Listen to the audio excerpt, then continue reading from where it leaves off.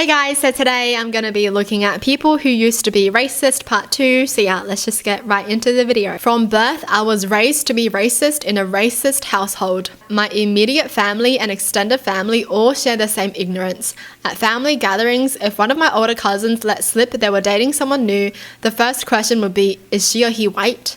Followed by laughter, but the question was serious. Then I started middle school, 6th grade. On the first day of class, I set down my backpack against the classroom wall like every other student. While we found our desks and had a small meet and greet with new classmates, I made sure to only speak to the kids white, whom I knew from elementary school. Our teachers told us to take our seats. I'm 42 years old now, and I still remember this like it was yesterday. I picked up my backpack, found my desk, and before I could open my bag, the girl behind me told me she liked my earrings. Her mum wouldn't let her get her ears pierced until high school. Then I heard another voice from further behind me say, "Miss K, this isn't my backpack." The backpack sitting on this girl's desk was identical to the one sitting next to my desk. We both opened our backpacks and realized we'd grabbed the wrong bag. I saw her and internally I rolled my eyes in disgust, but I was taught to never let it show. So we met each other to quickly exchange.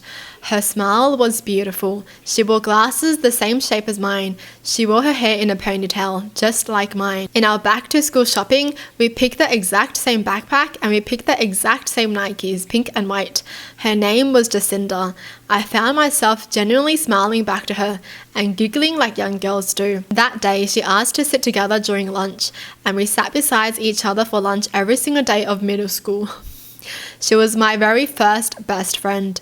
Jacinda taught me about her Sunday school classes. My family never attended church. We talked about everything important in the life of middle school girls. She wasn't allowed to attend my birthday parties, and I wasn't allowed to go to hers.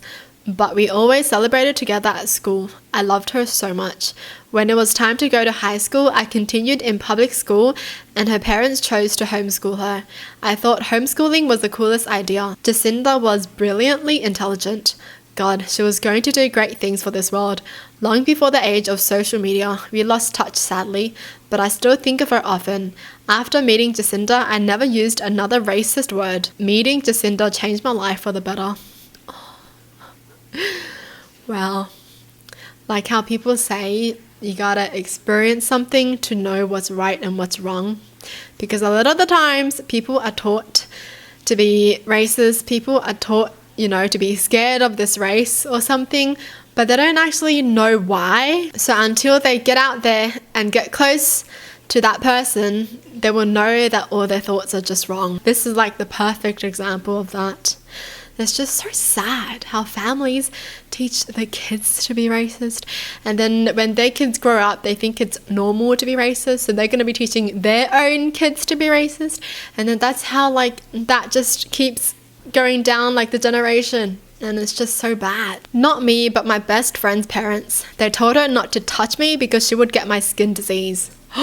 They didn't want us to be friends, but I would always be kind and polite to them, full well knowing how they felt about my skin color. One year, my friend, at this point best friend, was having a sleepover birthday party, and her parents said I could come, but couldn't sleep over. My friend cancelled her party, and her parents must have felt bad because they started to talk to me more and more after that. We have been best friends for almost 30 years now. Her parents came to my wedding. They send me a Christmas card every year. They call me and ask how I'm doing, and they invite me to their get-togethers. Oh, I'm glad they came around, and I'm proud of them. I just love how these people change for the better. I'm pretty sure her parents were probably taught the wrong way too, because who the heck would tell the kids that unless they were taught that as a kid, You would get skin disease. Are you kidding me? So I'm glad they came around because they realize they're making the kid unhappy by being racist. So I'm glad they thought for their own kid and just knew what was right in the end. My dad was racist. I was raised in a toxic environment, and I guess some of his ideologies rubbed off on me. He was violent when alcohol was involved. which was a lot of the time. Police would often arrest him to just get him in a cell for the night for being disorderly. On one occasion, the police turned up. One of them came into my room and sat with me as they dealt with my dad. He asked how I was, who I could talk to, etc. He was from a South Asian background. He was very kind to me and did his best in calming me down and giving me advice on dealing with this stuff. I was only about 15 at the time. As they were pulling my dad out, that same police officer was attacked by my dad after breaking free from another police officer, breaking the officer's finger in the process, while also hurling verbal racial abuse at him. The officer didn't react, probably knowing I was watching the commotion from my room or the fact he was a decent human being.